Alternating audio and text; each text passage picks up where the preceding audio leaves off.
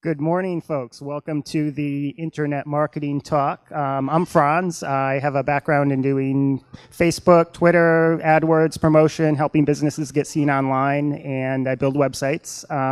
And this is Tyler and Mike. I'll let them introduce themselves.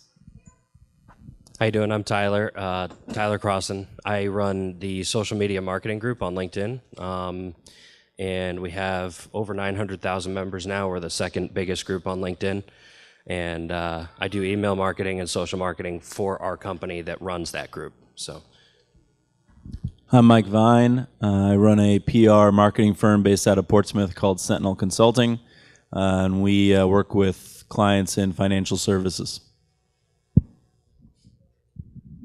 Thank you, guys. So I really wanted this to be an interactive session, so I'm going to give a brief overview of kind of the basics and a few tricks that I know on each platform, and Tyler's going to talk about LinkedIn and email. I'm going to talk about Facebook, Google advertising, a few other local techniques, and then I really want to open it up to questions. So hopefully you all have projects you're working on. How many of you do internet marketing currently in some form or fashion?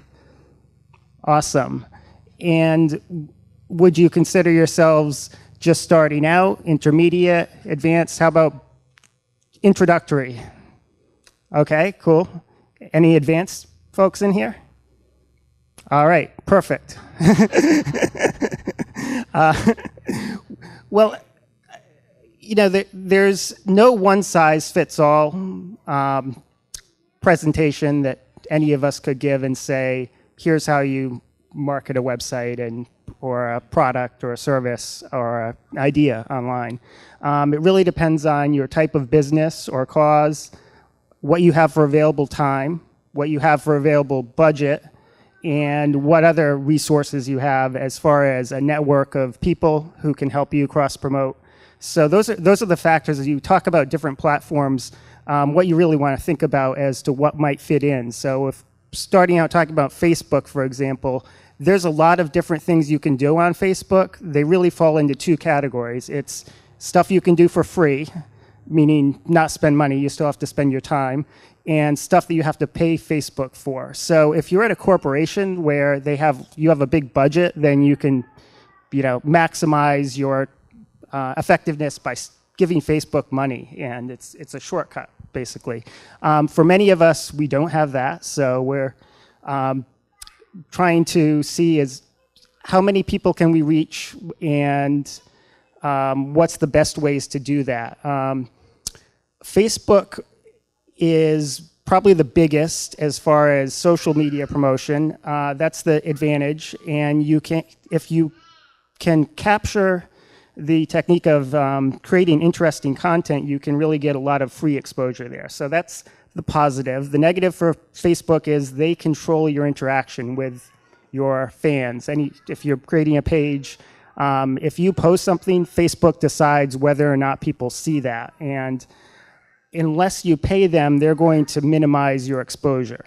Their goal, and this is true as well for Google, as I'll talk about, they want to show people what people are interested in. So if you post things that people like, if you post things that generate comments, if you post things that people share, that's what they're looking at. And one of the things that, if you can keep that in mind, you'll realize that if you're posting content on a page, a really good post will get 10 or 20 times the number of views as something that was mediocre, that just people didn't find interesting. So if you can fine-tune your technique as far as that goes, you can start out by looking at competitor pages, looking at your own posts and seeing which types of posts perform well. When you share pictures, is there a certain type of information your particular audience responds to well? So that's just the very general strategy for that. Frequency of posting is something to keep in mind, that you want to post maybe 3 or 4 times a day. And I'm talking about if you have a Facebook page for your organization, which is typically how you'll promote. There are other ways other things you can do on Facebook. On a page, 3 or 4 times a day, at least 3 hours apart. If that's a good rule of thumb to start out with, you can fine tune it depending on what you're doing. Paid advertising on Facebook is pretty simple. It's a pretty good user interface. The most important thing is targeting, and to choose your audience for whoever you're advertising to based on their interests and geography, if that's important. If you get those two things right on Facebook, even without a lot of knowledge, you can do pretty well on Facebook advertising. So I'm going to change it over to Tyler here and let him talk about LinkedIn, and we can continue. Thank you. So who here's on LinkedIn? If you're not, you probably should be. It's a great professional network. It's mainly for, people who want to find other people, business-to-business connections, even business-to-consumer. And it's a great platform for promoting your business. It's also a great platform to learn from. There's a lot, in my social media marketing group, for example, if your interest is social media marketing, you can find a lot of discussions based on all the different things that are going on currently in that sphere. So a lot of people post things like the new Facebook changes that they're making, I think this week. There's a lot of free webinars and ebooks and those kinds of things that get posted in the group. And yeah, so it's just a great place to learn, to connect with others. It's a great place to generate leads, especially if you're a business to business focused. You can, engage in those topics and find customers. I see all the time somebody posting, what is the best platform to use for social media management? And then 100 different reps from Hootsuite and all these other companies are, talking about what they do, what they offer, etc. So it's a great platform for that. As far as actually marketing on LinkedIn, you can set up a company page and get followers, kind of like Facebook. It's a little bit different. LinkedIn's more focused, I think, almost specifically on advertising. You have to pay to get your audience, but their advertising is a little bit better in my experience. You get more targeted and better quality of leads. And then, let's see. So for your personal profile, you can also show up in the top search results for whatever you're looking for.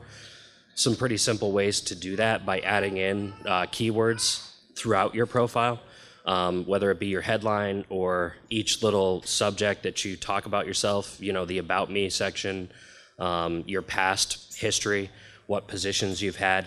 So there's lots of different little tricks and tips that you can do. I actually recommend a guy called Josh Turner. He runs a company called Linked Selling or Linked University.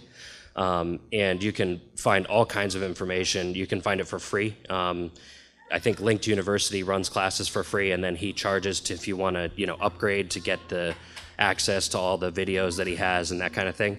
But it's a great way to generate business, and it's a great way to get yourself out there. The other thing I do is email marketing and the social marketing for our company. Email marketing is very interesting. It's takes a lot of work, a lot of fine tuning.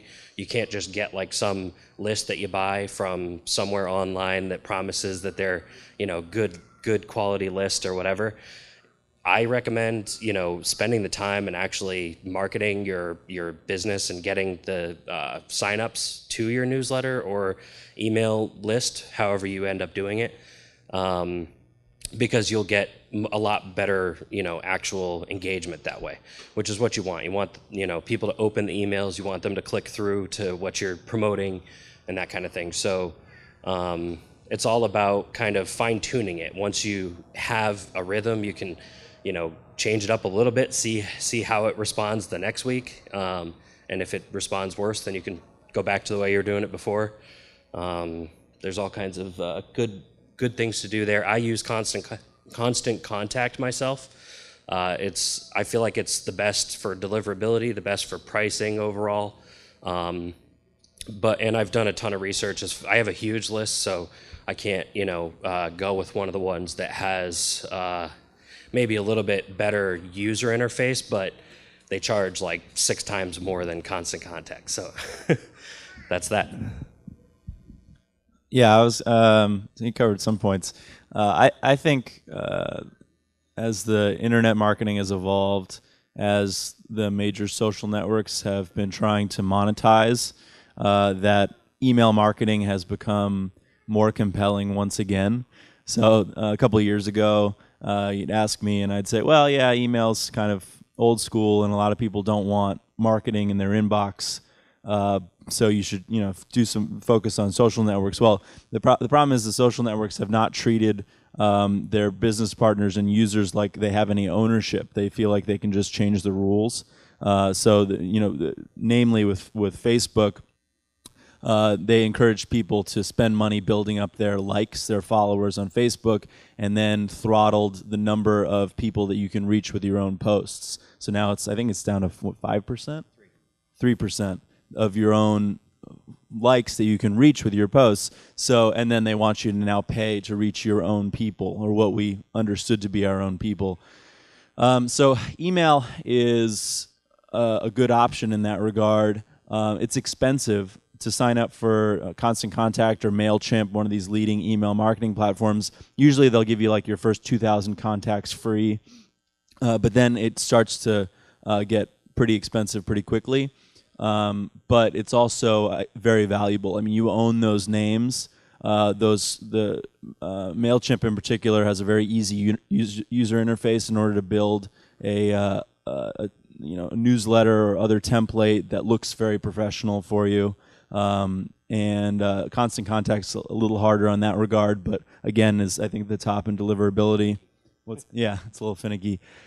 So so I encourage people to at least get started with email, even if you have to collect the emails, in a spreadsheet for now, just so you have them, so you know who your customers are. A lot of people aren't going to want your marketing emails, but the people that do want them are probably going to be people who are pretty committed to your business. And the other point to make is that what you do online does vary by business. So if you're a local service, if you're a hotel, then maybe Yelp and TripAdvisor are bigger deals for you. If you're a mid-size, software company, then Yelp is not going to be as important, and you're just trying to enlist new users and that sort of thing. So I think Franz is going to open it up to questions, and we'll be able to advise based on your individual needs. Sure. I'll actually just touch on a couple more things before questions. I do want to get to that pretty quickly, but Twitter is kind of, that's actually one of the areas where people overlook that for marketing, and if you're starting out, you can do it for free. It's unlike Facebook, where you really have to pay people to reach people for now. I'm sure this will change. Twitter, you can follow people. And they will sometimes follow you back. So if you follow 100 people, maybe 20 will follow you back, and you can rinse and repeat on a regular basis and build up a whole list of followers on Twitter at no cost to you. It's just a matter of time and patience to do that. So if you have zero budget, it's a great way to reach people. Unlike Facebook, there's no penalty for posting frequently, so you can tweet a lot.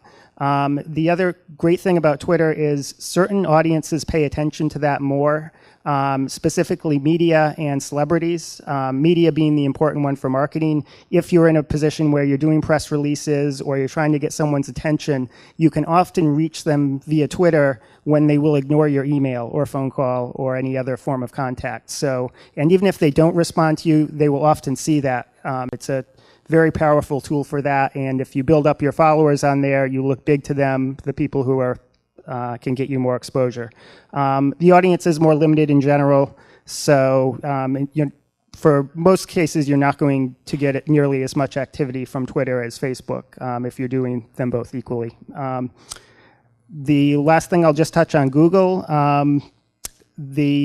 Google AdWords is something where Google is the same situation as Facebook. They are trying to get people to pay to reach the audience rather than get exposure for free.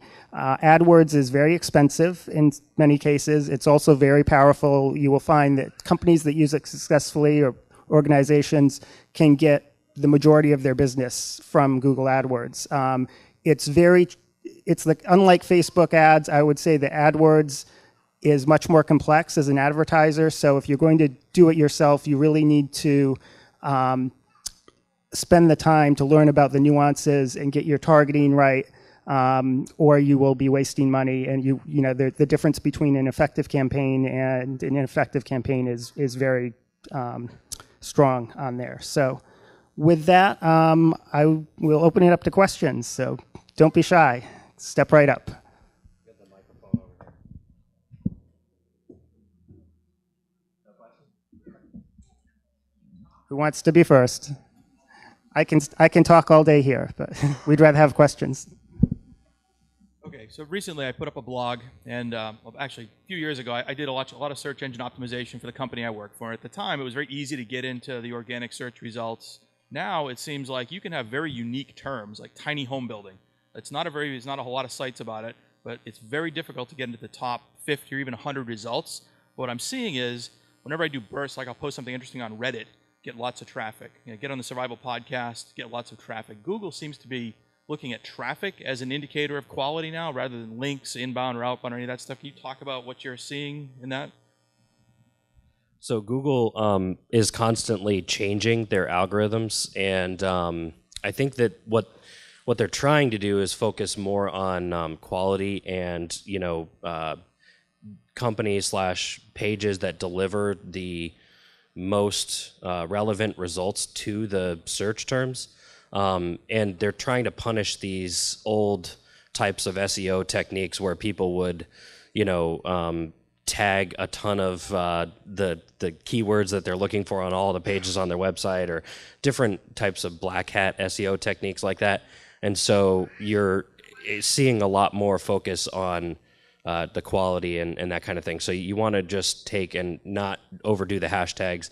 I mean the keywords. I generally only put maybe 4 or 5 keywords that are directly related to the blog posts that I put up, and make sure that those keywords you put are actually in the blog post. That's another thing that's important too.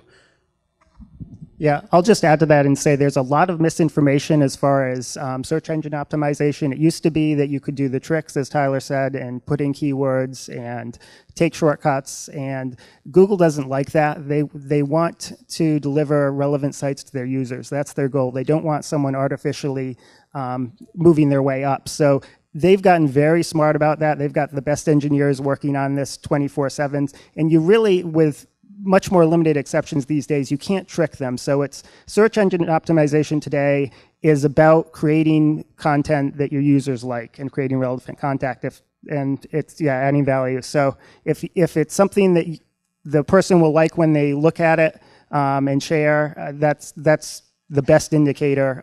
Don't worry about the tricks. So thank you. Not that you were, just. So I suspect the answer to this is no, but is there any way around the Facebook throttling by setting up as something like a group or an organization rather than a business? Well, I run, I guess, community groups on Facebook for activism, and in that regard, a group is a lot better than a page. If you have a small group of people, a few hundred people that you're trying to reach on a regular basis, definitely go with a group. But the groups, they still top out, right? At a certain number of. They don't top out. The issue with groups is sometimes they're so pushy into people's notifications that even I run groups that are highly relevant to their members, they'll turn off their notifications, and then you lose them anyway. So it's become very difficult to find a way to engage people on Facebook without paying or being very good at creating viral posts that usually have an image and are use a lot of study and expertise to know what percentage of text to put on there and so on and so forth to work with the Facebook algorithm. Yeah, and I'd even say, like, I myself have joined a ton of different groups or been placed in a bunch of groups that I didn't ask to join. I'm sure everyone, has had that experience. And usually what I do is turn off the notifications on pretty much all of them, because I got so tired of seeing, like, almost every single new notification was somebody posting in one of the groups that I'm a member of, whether I joined it or not voluntarily. So, yeah, groups can be good. I might even suggest trying to do things like organize events on your own page. Just create if you're talking about like just specific things like activism or trying to get, for example, people to come to a moving party, I think a lot of people that are part of the Free State Project have had that happen. Those are good ways to engage people, especially if you actually like, engage with them outside of just asking them to come help you move. Talk to them regularly, engage with their posts, comment on their things that they share, show some interest in them. That's the kind of thing that I think works well. Yep, as events are a great shortcut, and I would just say in general, look at pages that are successful. There's probably a few in whatever industry, and you can tell if you pay attention. They're really paying attention to what works, how to present information. Don't reinvent the wheel. Use that as your starting point. So, you guys have basically only been talking about Google. What about other search engines such as Yahoo, Bing, or even more obscure ones that most people would probably not even know of if they were named?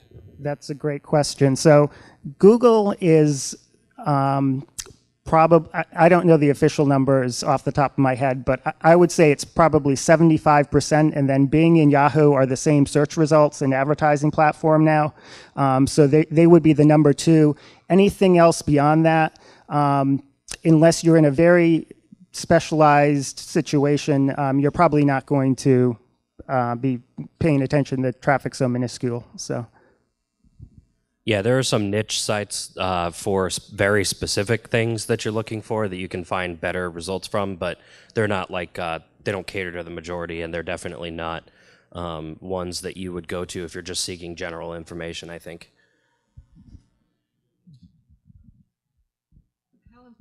How important is it to have new content, and if it is important, should it be mainly the homepage? I'm more the blogger, I guess, out of the three. Or you wanna? Okay. Oh yeah, and you do too.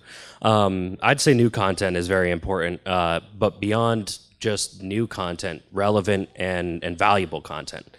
So, because if you're just posting new stuff all the time, but it doesn't have like good quality and lots of value to the user, then it doesn't really matter if it's new or old. You're talking about a website. Mm-hmm. Oh, you're talking about sorry, social. I wasn't clear. Okay. I meant on your website. Yeah, that's what I was talking about. Oh, for ranking. Yes. Do they like it when they see good, assuming quality, that it would be new? That gets you better ranking. Yeah, because any page that's staying current and actually providing, relevant new information, that's what they want. They don't want people who just put up, lots of relevant, valuable information 10 years ago. Does that make sense? And then is the home page really the only one that matters, or all throughout the site gets equal attention? Sure. So does the homepage matter all throughout the site? It depends on your website setup, but typically you're going, if you have a blog format, for example, which is that accurate, that it's a type of blog that you're posting regular updates to, or no? Well, not necessarily. Okay. Yeah, I just meant. I guess that would be new content, but it's not on the homepage. Content that is linked from the homepage is deemed as more important in general. So if it's something that is important, it should be on the homepage. I would generally take a step back and go back to the idea that it's user focused. So if you think of a reader of your website and what they like and how to present it best so that they get the most value out of it, 9 times out of 10, that's the right answer. So if it seems like something that should be on the homepage, it probably should be, and if it doesn't, it probably shouldn't be. I know may sound like a vague answer, but that's actually the approach that Google is actually looking at user behavior, and they're looking at when someone clicks on a result in Google and they go to your website, did they stay there and look around, or did they go right back to Google? So they're really looking at what users do in order to rank you. So that's why that's so important. Okay. I hope that helps. I was just going to say on that point, I think, like Franz said, SEO has become like the alchemy of the marketing world, and everyone wants it. But Google, it's their job to prevent it.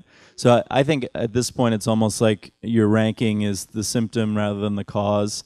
And you want to focus on building a loyal reader base, connecting with your customers in various ways. And then if you become one of the most relevant sites in your area, then you get that additional boost from search rankings. So trying to drive people just searching. If you're a local business, you have a chance of being like Coin Shop, Portsmouth, getting onto the first few pages of results. But if you're competing in some big keyword category, you probably want to focus your energies elsewhere. But keeping new relevant content, I think, is a great idea. Engaging with your customers. I think one thing the internet has done is made customers a lot more sophisticated, or prospects more sophisticated. So people don't like buy my thing now. And Tyler does a lot of what's called inbound marketing, which is you basically want to draw people in by being authentic, giving them value before they've even made a purchase, and just being the resource. And then they come to you when they're ready to spend. Hi, I have two questions. The first one is very straightforward. Are you familiar with the site e-zine articles, and do you think that it has value? Because its submission process is a bit of a pain in the butt.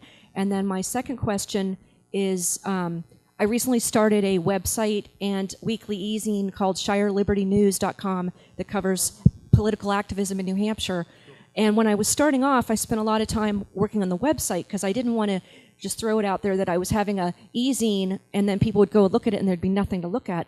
But now I'm starting to wonder if I've sabotaged myself because people like the website, and more than one person has told me they don't want to subscribe because they prefer to use an RSS reader.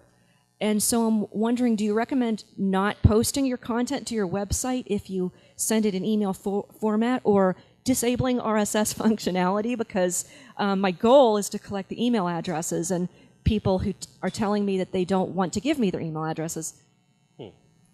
Well, how do you have it set up? Do you have like an email captcha that pops up when they first come to the website? I have three different things. I have a form they can fill out on the Facebook page, a form they can fill out on the home page, and just recently I added in a pop-up, which I personally think is obnoxious, but it seems necessary. It is, but it works really well.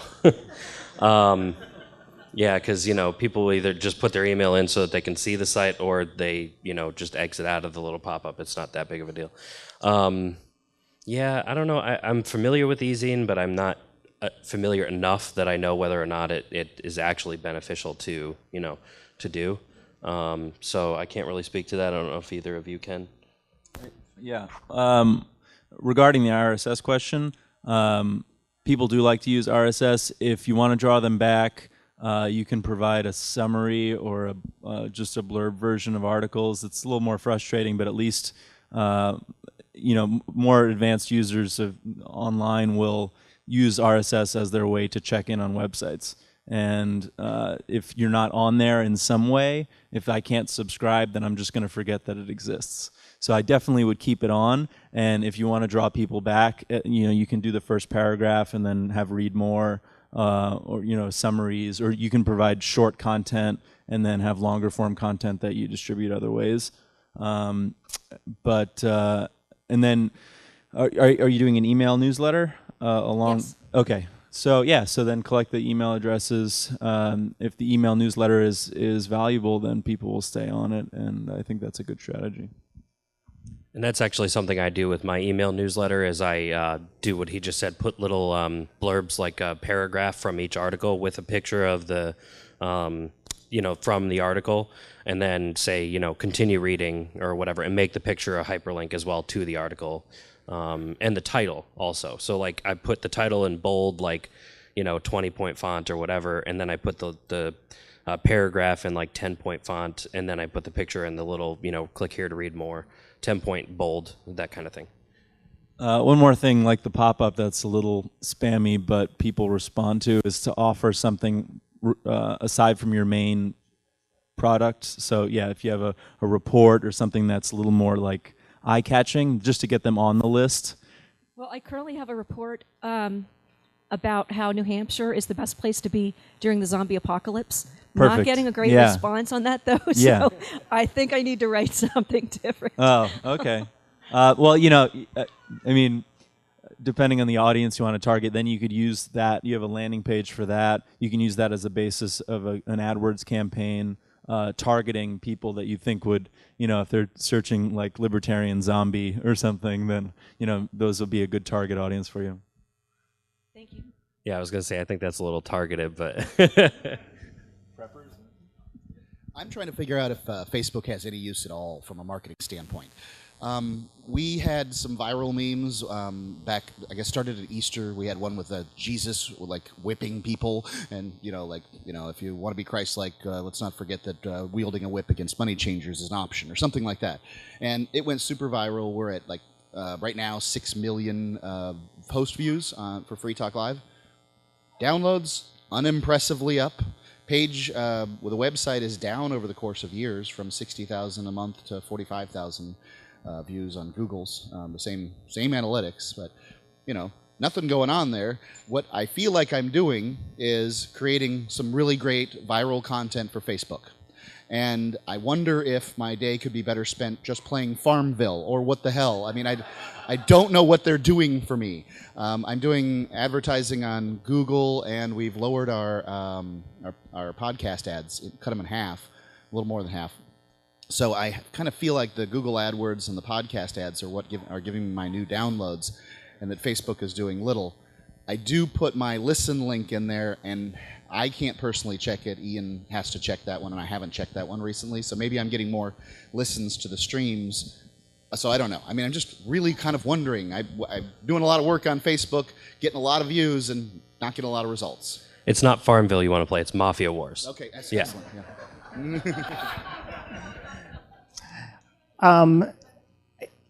I think that's a situation where it's a legitimate question. There may be, your goal is to get downloads, it sounds like. That would be your primary goal. I'm sorry. Yes, downloads are the soil from which everything grows. We get amplifiers, everything. You know, podcast listeners are far more valuable than radio listeners. And, you know, they don't even pay for it, but they buy the advertisers' products on a much larger scale than radio people do. I think one podcast listener is worth something like, in my experience, 500 radio listeners. One. Okay, excellent. I would say a couple things on that. I would say there may be benefits that are indirect as far as branding, in that people will see your brand repeatedly. And one of the important things I would say, if you're creating those viral posts, like, does it have a banner? Does it have your logo in the post or not? We've started doing that with ones that we create. It feels evil to take a meme that we've gotten somewhere and smack something on it. The Young Americans for Liberty took ours, cut it off, and then stuck theirs on it. And I'm like, I want to go murder those people. You know.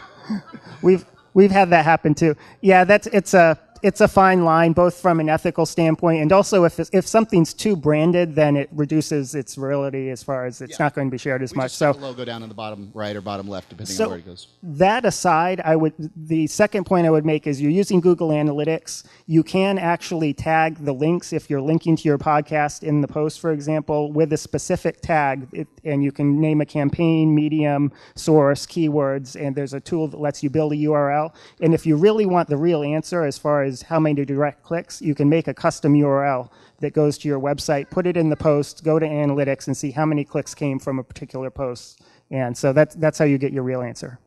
Oh God, that's just harder. Yeah. Do you currently use a shortener and track those clicks, or no? Have not really. Okay. Oftentimes we don't even put things in it. We'll just post the meme. Things have evolved. This happened in Easter that we went from 20 to 60,000 post views to 6 million post views. And that's a big difference, 100 times the amount, and we didn't really know what we were doing. Still probably don't know what we're doing. Sometimes I'll put in there, for more Liberty Talk, listen to this, and then I have a special link that's supposed to get us more listens on the only rating service that does online streaming. But it's a good way to do track their link. I might use Bitly, is free, or Owly if you use Hootsuite. Something like that. So if I make a Bitly of their link to the so you can just take any link and put it into Bitly, and it'll shorten it into a Bitly link, and then you can use that. Just put the plus sign at the end of the Bitly link and hit it as if it's a new URL and you're going to it in a new tab, and it will bring up the tracking results for you right there. Okay. I was just going to say, I think Free Talk Live is an example of an organization that I think does online marketing well. I feel like we stumble through it. But okay. No, but what you do that I like is exist on multiple platforms, have different ways of connecting with people, and I think we've all seen difficulty, feeling like we're going more uphill recently, especially as the social networks have tried to monetize, and that's sort of that era of free buzz turning into traffic is more difficult now. So it does call you to maybe get more of a direct marketing approach where you figure out what each download, each new listener is worth to you, and then figure out, can I pay for them? Can I set up? It'd be easier just to give somebody some money. Yeah. Because you definitely can end up wasting a lot of time, and I agree with you. I'm seeing it just doesn't seem like all that activity is translating. So I think it's important to be on all those networks, allow people to find you at the very basic level. Just set up accounts. It's good for rankings, and there's services like Hootsuite that allow you to push out your posts. So if you have original content, you can push them out to all these different networks. Now, you're not going to be as successful as someone who's engaging on a particular network at developing likes and that sort of thing, but you have to determine whether that's actually worthwhile at the end of the day for you. You could hire someone like Franz to do guerrilla twittering, or something, or we do Google AdWords and that kind of thing, but they're pushing us into paid, so it's. I feel like a free marketing worker for Facebook. Yeah, that's what I feel like. Yeah, there's legitimacy to that. I'm doing an excellent job getting views for your people, right? But not so much for mine. I think Facebook's days are numbered, but I don't know how many days they have left. They've got network effects are sticky, but they're definitely they're making it less fun for people who provide the content, and I think they're making it less fun for the users. So I don't know how long it's going to be till someone else can come in and blow them out of the water. I'm trying to figure out Liberty.me. There's the people on there are dedicated, and how I can reach them without writing blog posts every day. And that's just a lot of work for me. Right. Sit down and do that. So that's the next target. By the way, if you want to get views in your Facebook things, just put Lysander Spooner's picture up there and write something next to it. Yeah, literally anything.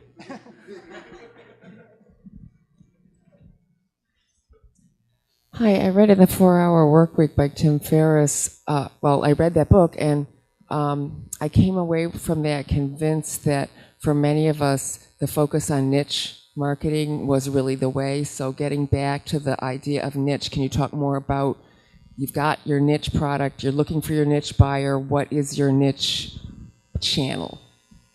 Niche marketing is great. I also love that book. I think it's a great book, just in general, for people to learn better time management, week management skills, those things. And also just kind of in general business management, like figuring out how to do better at, being a business owner, and not tying yourself so completely down to what you're doing that you get no time for yourself or even time to dedicate to your business because you're so focused on keeping clients happy.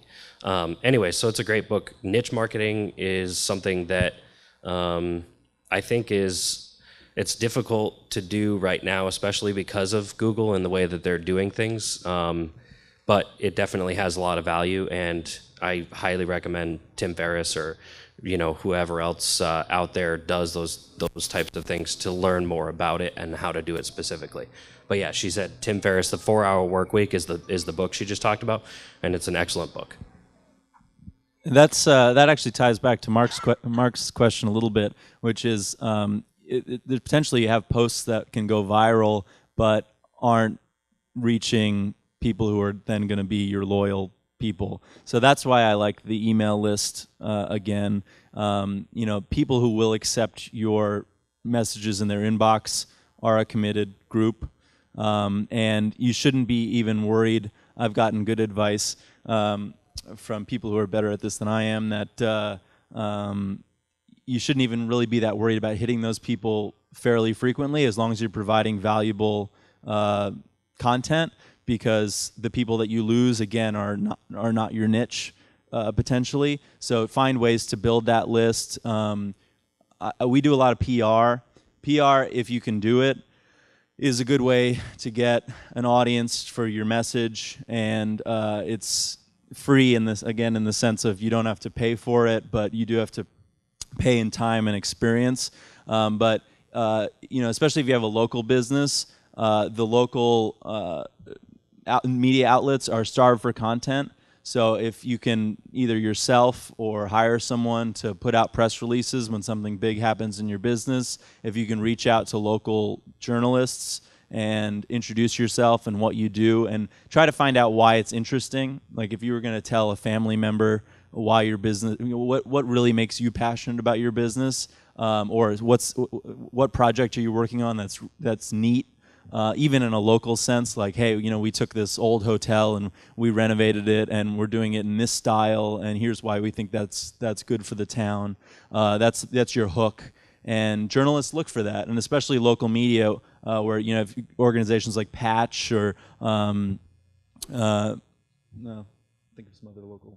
Patch is a good one. Yeah, your local papers. They've basically laid off most of their writing staff. As the internet's taken over, so they want content. So if you can give them basically an article that they can then verify and make sure that's all accurate, they might just run it very similar to your release, and that goes out to their whole audience. Is locally relevant, and you can find same for trade publications. Find the where you would read to learn more about your business or where you think your customers are, and reach them through PR. That can help bring that inbound traffic, and then you capture them on your list, give them value, and then they stay.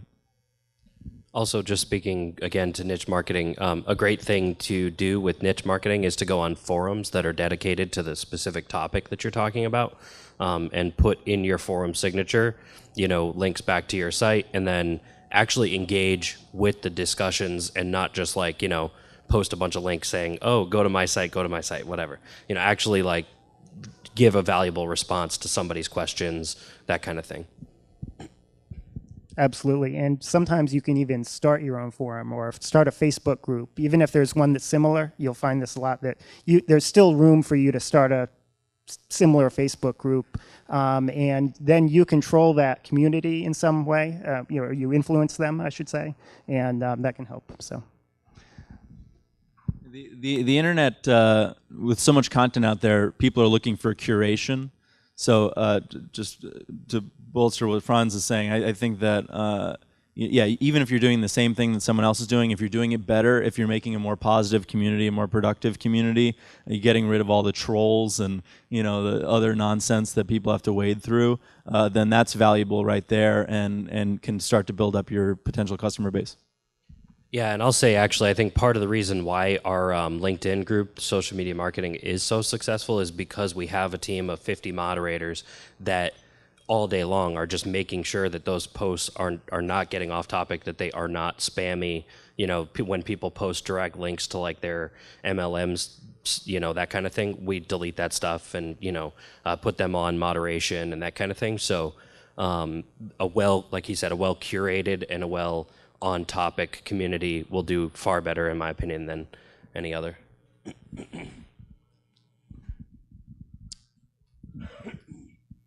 So this is on behalf of the company I work for. We sell the most boring product you can possibly imagine, polo shirts that are embroidered. Nobody cares about it ever. It's not something that can go viral. Looking for new and innovative ideas of where we could market.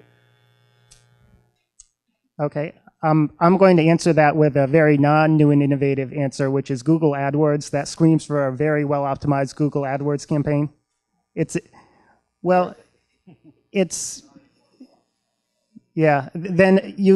You may find that you can optimize it further. I've heard that and seen that where it's a matter of fine-tuning your targeting or even rethinking your targeting, using some of the different techniques for remarketing. And I know that's not the answer you're looking for, but that's what I have. I'll let these guys give the new creative answers. I was going to say maybe think about trying to find some sort of a niche, because just being a very generalized product, it's going to be hard to go up against, the LL Beans and all those other ones that do the exact same thing, but probably at a cheaper cost or whatever, because they are so much bigger and they can push out, get the shipping cost down, that kind of thing. So what you might want to do is find some sort of niche. I don't know what would be an idea for like libertarians? Yeah, libertarians. There you go. I know there's already an apparel company that I talked to before that does focus on libertarian stuff, but something like that. I don't know, maybe tailored to socialists. I don't know. I think that's an interesting approach where you getting into sponsoring or getting involved with the community can be tricky. You have to determine your ROI and how much am I going to spend. But you can build up a lot of goodwill if you're the embroiderer for the Liberty community, or you find another community that you like and you sponsor their events and you're there. I think people are more inclined to do business that way. So that's an interesting way. But yeah, I would say AdWords is ridiculously expensive if you don't do it all the time and figure out how to economize. Yeah. Well, yeah. Right. So yeah, and there's it's a tough thing. Everyone coming out of college now thinks they're a social media marketer. It's like, I've been on Facebook for years. So it's tough to comb through. But when people do it right, you can go. The cost can go from 40 a conversion down to 5. So it'll cost some money, and you have to figure out how much how much a new customer is worth to you. But there's ways to do it a lot cheaper than not knowing what you're doing. I came a little late, so I apologize if I asking something that you already covered. Since I do have a feeling that people don't like history, a lot of this direct marketing, a lot of this is direct marketing, and way back in the olden days when we had mail order, you have mailing list services. That's clearly a little bit higher up in terms of from zero cost. And I think part of the problem is we're stuck on zero cost when you can't really build the business based on zero cost. You have to make an investment. The other aspect is the sharing of information has been tainted into being something that's spying and all that, when you could easily buy lists of thousands of people's names who had all been, fishermen or something like that, and if that's what you're targeting, then you want that list of people who bought that. Is there any list service or the idea of selling mailing lists or email, in this case, in your plan of action? So it's actually something that I highly recommend you don't do, because no matter what list you end up buying, you don't know how they got on that list. You don't know whether they actually, opted in. That's an important thing. Even for, I know none of us really care that much, but legislation, there's anti-spam, laws and that kind of thing. So you got to be careful with that. And also, just from an ROI perspective, are you going to invest into something that has almost zero value? You might have a list of 1 million people, but if none of them even open your emails, who cares how many you have on your list? And that's something that happens a lot with these list sellers. They just get lists from wherever and then they just sell them, so you don't really know. Yeah, there is a technique. One of my mentors in marketing came from the old direct marketing world, and you can do you do a cross promotion with someone that has a list. Either you do a portion of their list that's similar to your list. That's one way you can get exposure to a real list. But as far as buying lists is concerned, in many ways, people with their email inboxes have more protections than people did with their mailboxes. One's private and one's government, and if all the major email delivery services are very sensitive to spam. If you I don't know what the ratio is now, but off the top of my head, but is a very low ratio of if you're getting spammed when you send out emails, they'll just suspend your account, and you can't even really once you've pushed that line, you can't even really negotiate your way back in because they're worried about these spam bureaus that are out there or the email providers blacklisting them. So you're sort of 2 levels removed from the people that could be like, oh, it seems like you were well intentioned and that sort of thing. You can't negotiate with them. It's like, the black void of spam. So you have to be very careful that way. If that basically, the internet has developed a lot of protections against that. I wouldn't buy lists, but you can cooperate with people to share names. If you form business partnerships and relationships, you can potentially get names that way, but you have to make sure that those are legitimate names, and then maybe slowly add them to your list so that you can control the spam rate and that kind of thing. How about eGads sending regular mail? Using regular mail as a means for getting people. I know it's. What is this? Well, the other aspect of that, again, with the zero cost and this, as everybody's thinking that they're an expert, a great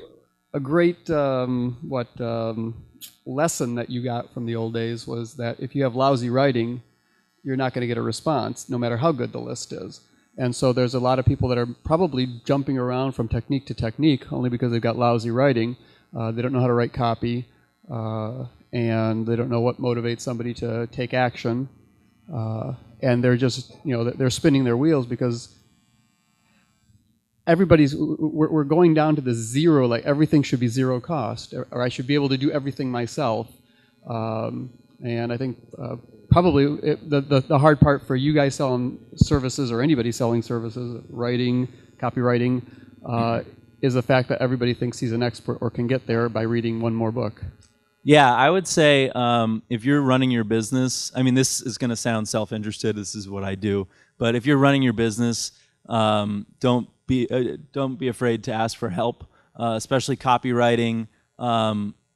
Most people are not particularly writing inclined, and copywriting is, again, a skill, even if you're a good writer, that takes years to hone to be able to deliver a message effectively. In a very short time window because you don't have people's attention. Definitely seek help from a reputable firm.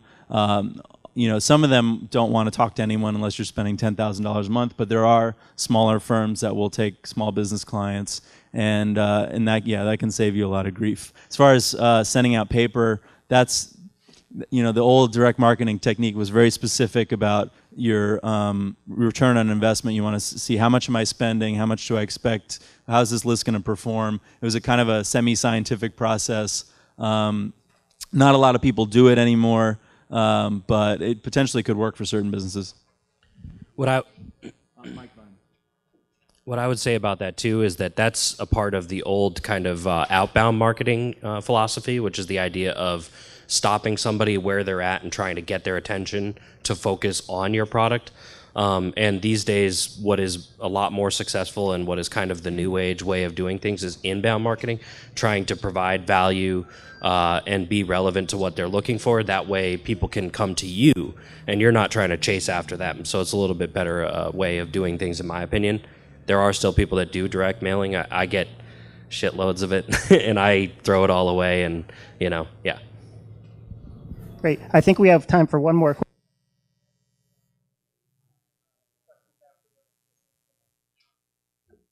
Okay. Yeah, I think we have time for one more quick question. If you have questions after. Okay. I wanted to get back something to Mark mentioned people like reappropriating your content and sharing it. I'm a graphic artist. I don't particularly believe in IP, and I don't have the kind of money to buy likes on Facebook. I kind of get excited when I see my content shared by another page. It actually has a wider audience. And sometimes I get information of this content actually had some value that I might otherwise not thought it had value on my page because it didn't get a lot of likes. Now, one thing I've thought about doing is perhaps putting a link in my content where they can go to, and if they put in their email, they can download like a higher resolution or a vector file image or something like that. Is that a good idea, or can you recommend anything else?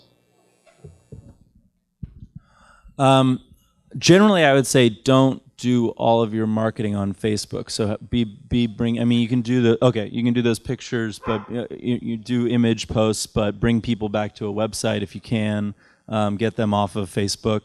But there are Facebook pages that have still done well in the new world of Facebook, like Humans of New York is all organic as far as I can tell, and they post these little pictures. I don't know if you've all seen it, but they post a picture and a little quote, that the subject has said that's kind of inspirational or whatever.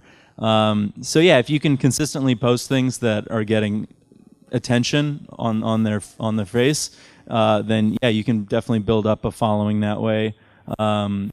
People are going to take your stuff. Don't be too angry about it. Yeah. Yeah. Right. But I think the key is to find a way to ultimately monetize the traffic. So say, yeah.